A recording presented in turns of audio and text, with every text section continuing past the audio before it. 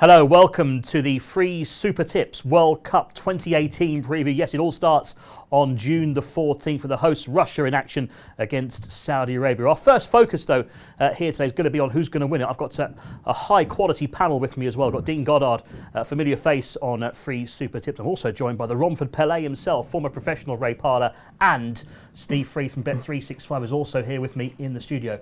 Hi, guys, you all right?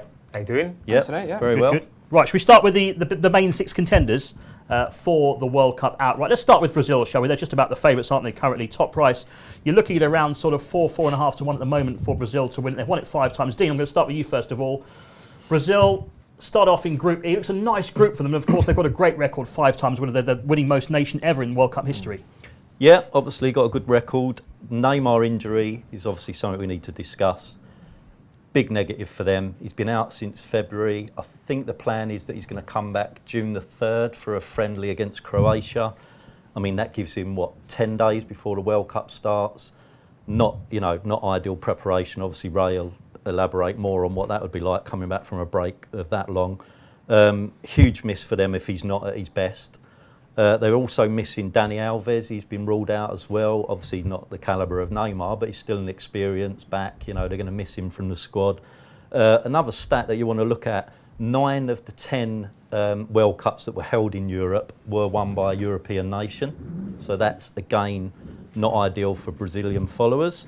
And then also, when you look at Brazil, you just always got the belief that they might throw in that bad one. We saw it against Germany.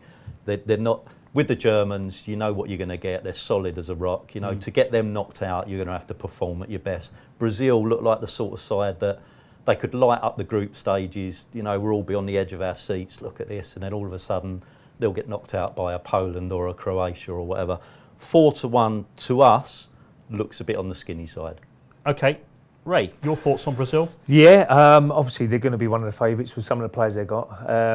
As Dean mentioned there, Dani Alves is a massive miss on that right-hand side. I mean, they really look at the fullbacks, Brazil, to bomb on.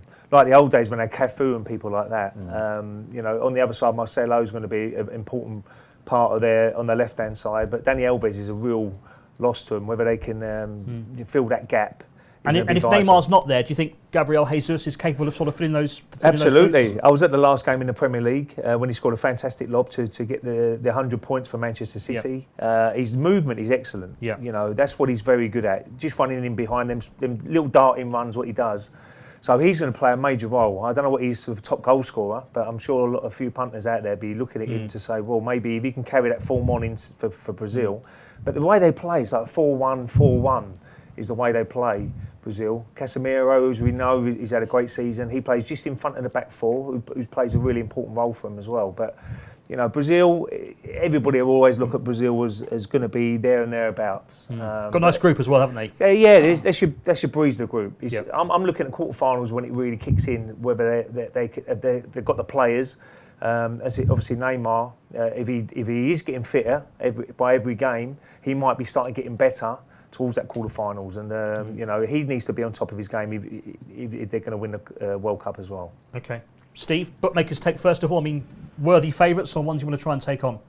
They have been bigger, Anthony. They are favourites with ourselves, but they have been 6-1 around that mark.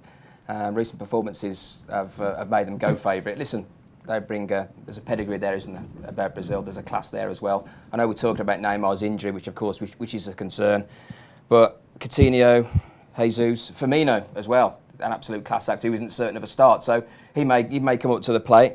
I think they are worthy favourites. I think you look at the goalkeeper as well, Ray. I think that's a massive key. Ederson, who's done well for Manchester City, he won't play.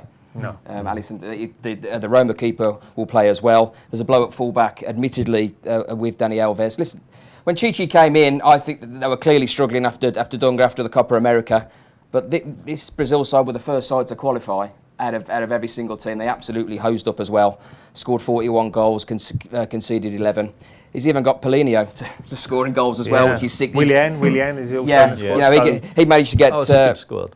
He managed to get 6 in qualifying as well, and the gaffer knows him from his Corinthian days. I think he loves him as well. Corinthians. He absolutely loves him. So he'll play a major role for Brazil. Definitely. As well. I mean, You think you say his name and you think, well, he wasn't that good, At etc. Spurs, Yes. but he stepped into Barcelona and done really well. Massive, yeah, of course, and he scored there. I think the group is very favourable as well, and I can see them going all the way to at least the final.